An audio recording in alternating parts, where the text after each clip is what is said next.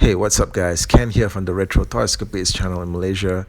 Now, there's been a surplus of Masters of the Universe news over the last few days, and I know that there's already a ton of videos already that have talked about the images of the upcoming Wave 6 batch of MOTU Origins figures, which Pixel Dan and Mattel debuted online a few days ago. But I haven't talked about it yet. And I like to think that my subscription base follows me for my unique perspective. Well, at least I hope you guys do. Okay, but before I get into it, I wanted to take a moment to thank Pixel Dan, of course, for putting this together for the community, especially the Masters of the Universe community. I mean, for putting together the interview.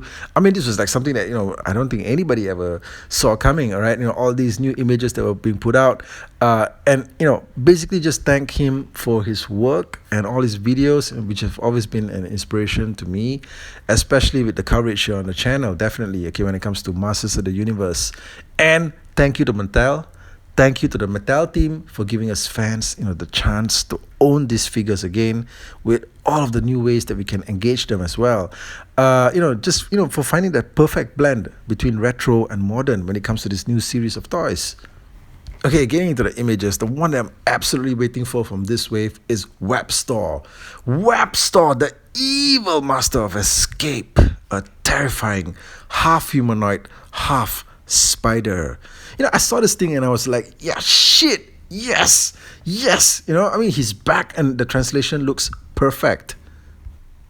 I knew that Webstore was coming out in Wave 6, alright, but I hadn't seen any images of him yet until these popped up online. And then when I saw him, I was like, oh man, the take looks immaculate. Okay, what they've done with him is just, he just looks like a pristine version of the figure. And Webstore is like one of those figures from the vintage line that I consider myself fortunate to actually have in the collection. He's usually pretty tough to find. And I would always see the listings online, and these will be missing a lot of parts, okay, especially the backpack with the grappling hook. Then I found a seller online who was letting me go for a pretty good price. At the time the figure was complete, he had the gun, the backpack, everything, all right? But the figure, okay, so the way the action feature works is that the grappling hook is on one end of the string, and you got to attach that to something, and the string will run through the backpack on the figure's back, and it will come out the other end, and you'd have this end of the string in your hand, and you just got to pull at it to make the figure climb upwards. Thing is, the string was made up of maybe the thinnest freaking string ever used for the purposes of play with a toy, right? And the string that I got with the figure had something like 50 knots in place, okay? I don't know how the hell that happened, all right? But, there's like knots all over the place, and it wouldn't operate smoothly or even at all, okay, unless all of the knots were undone. So I spent something like, I remember the whole freaking day just trying to get all the knotted parts out of the string, opened up, and just so he could function. But in the Pixel Dan interview, the Mattel guys confirmed that Webstore will have the climbing feature intact. Okay, so yeah, he does have the action feature where you could pull at the string and make him climb upwards. Okay, and that's fantastic. All right, I just hope that the string that they use this time around is a lot sturdier. I'm sure it is. Looking at what little bit of string is in the photo here. The one that they used with the vintage figure, that was like the kind of thread that you use to sew a button. Okay, so Webstore here comes in at number 1 as my favorite figure from this wave. Alright, so let me know how he ranks on your list. Okay, then we have Stinkor, the second of the all-new figures in this wave. Stinkor, the evil master of odors. Now, I did pull out the vintage Stinkor when I did the video review of the Origins Merman figure. Mainly just to highlight that he shares the same body as Merman, actually. He's cobbled together from entirely reused parts. Now, the main body is from Merman. The armor is reused from Mechanex's armor, which is interesting because we are getting Stinkor ahead of Mechanex in Origins. So when they do put out Mechanex, he might come across as the recycled one instead. But yeah, and in the vintage figure, Stinkor's shield was reused from one of the shield accessories from the original vintage Castle Grayskull. Now, Stinkor was always one of those figures that I felt needed a gun or a handheld weapon of some kind that shot out a concentrated version of whatever it was that was making him stink so bad. Even as a kid, okay, a Stinkor was generally one of those figures that not everybody had. He was like this mythical thing where everyone knew about him and everyone was talking about how he actually stinks. Okay, like this toy actually stinks. Okay, and I did get a few figures of him on and off through the years. Okay, when I was doing a lot of trading and stuff like that, but I never could seem to detect any sort of smell on him. All right, maybe the smell wears off after the period of a few decades. They said that the smell was like, supposed to be like this patchouli oil, but I couldn't tell the oil apart from the smell of the plastic, all right? So I just gave up. But in the interview, the Mattel team said that this new Stinkor for Origins would still have a smell to him. So that's great, okay? Stinkor will still stink. Now, it does seem that when it comes to the action features and gimmicks, Mattel is replicating all of the things that we remember that the original 80s figures could do, except when it comes to spring-loaded joints, okay? It's like, you can have everything, that the original figure had, but except, if it involved a spring-loaded arm, all right? Maybe because of the cost of, retooling the basic figure shape. Now, I know I talked about this in the Fisto review when I realized that Fisto just couldn't seem to bring his steel fist down like a hammer, like the way that the original one could. But actually, I didn't realize, or I may have forgotten to take note, that when they put out Ninja in Wave 4, Ninja was also supposed to have a spring-loaded arm feature just like the original. But he didn't, all right? And I didn't realize it because I never owned the original, and he's in fact impossible to get complete today for a decent price. And apparently there's a lot of you out there who don't have the original too. Am I right?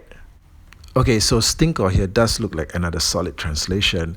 And actually about that shield, the blue shield that he's carrying here, I know I said that, with the vintage original, the shield was reused from one of the shields that was on the accessory rack with Castle Grayskull.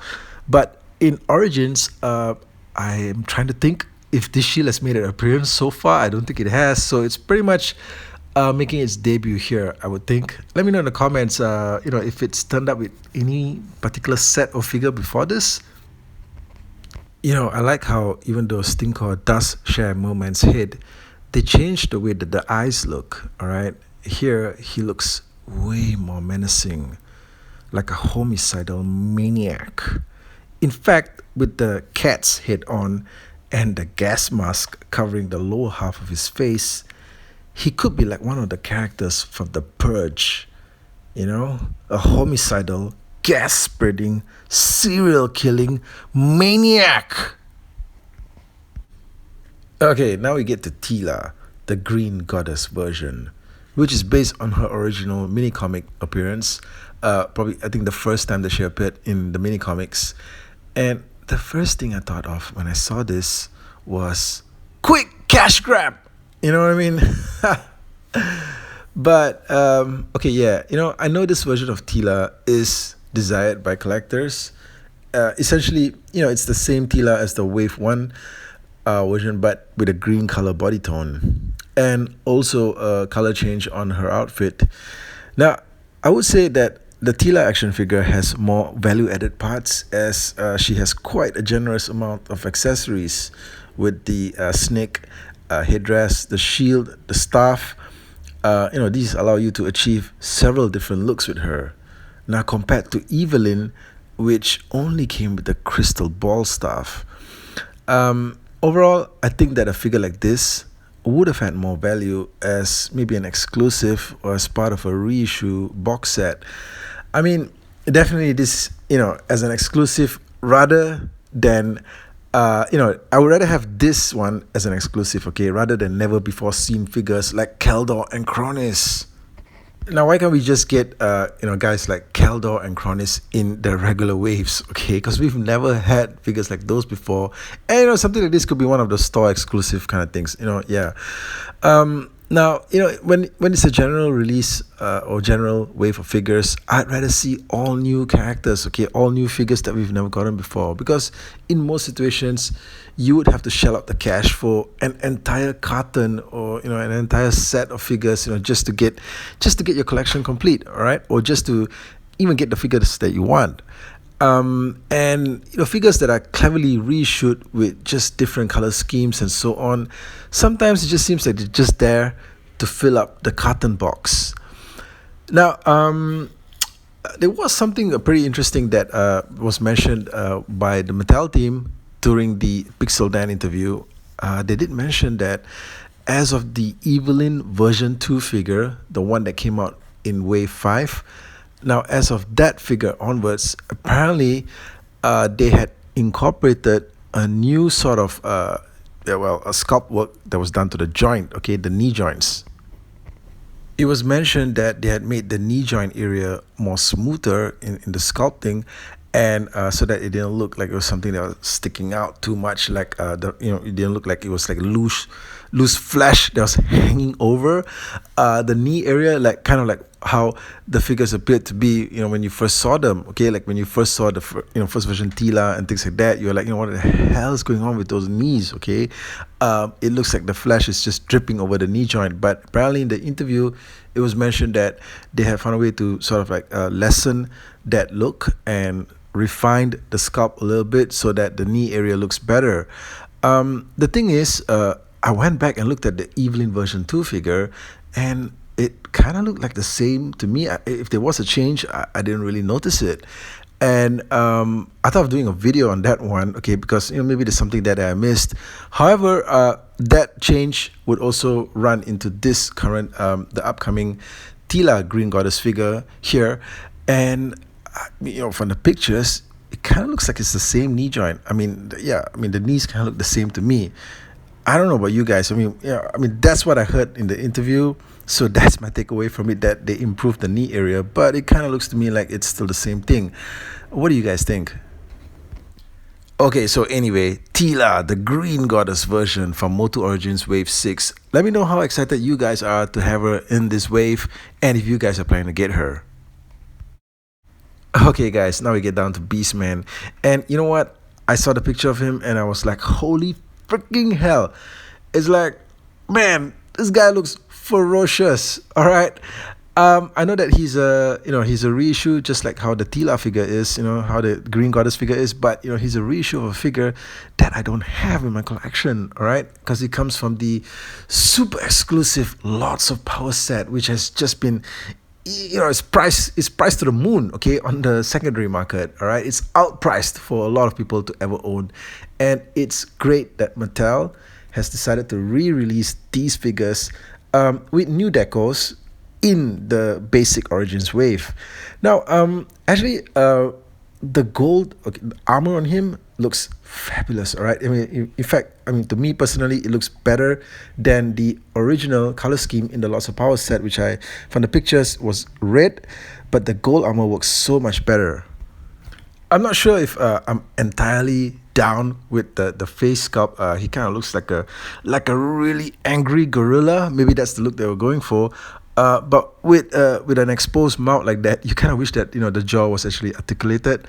But overall, I think that this guy is probably my second most anticipated figure in this wave after Webstore. There are a few things here. It's like one thing about Beastman is just that when I look back at the vintage Beastman, I could never really get over the fact that I was just so completely unsatisfied with how that figure turned out. Okay, I grew up actually never owning the vintage version, but I always heard about, I've seen pictures of, Beastman, obviously, in the cartoon and stuff like that. I don't think I actually saw the toy for myself, when I was growing up. But my first Beastman action figure was actually the 2002 MOTU Beastman, which was sculpted by the Four Horsemen team. And that one was like, okay, to me, that really was the gist of what Beastman was supposed to look like. All right, they had him in a really menacing kind of like crouched pose. And then years later, I managed to get my hands on the vintage version. I was like, dude, like what? It looks like he kind of looked to me like a yawning, like a howling a monkey of some kind. I think that that was really a wasted opportunity for them because he didn't. There's nothing about him that really seemed very like he was a ruler. That he was the king of beasts. But this version here obviously addresses that. Okay, because he's like regal as all hell. Okay, in this getup. All right. Okay, there's one thing that I still don't quite get though. Why is it that after all this time and after all of these releases, why is it that we're still seeing Beastman with the normal human feet? All right. I mean, MOTU has basically two separate sets of feet for their characters. Okay, the creature-oriented figures are supposed to have those webbed creature-like feet. The human-oriented figures are supposed to have normal human feet. But why in the hell is Beastman? Why does he look like he's wearing red sneakers? Okay, he's the king of the beast, right? And we've got characters like Ninja, who's clearly a human. I mean, unless he's like an alien from another planet, but Ninja, who's like a martial artist ninja, and they gave him the creature webbed like feet, right? But you know what? At least you can mix and match the feet or all of the accessory parts on these figures. So maybe that's what we're supposed to do. Okay. Okay, guys, so that's my take on the images of the new MOTU Origins Wave 6 figures that we saw online thanks to Pixel Dan and Mattel. Now, I want to hear from you guys. Okay, what do you guys think about these new wave of figures? What are you most excited, or looking forward to in 2021, okay, with Masters of the Universe? And, of course, do stay subscribed to the channel, okay? Yeah, and hit me up in the comments. Okay, let's keep the engagement going. And I'll catch you guys again real soon. Thank you.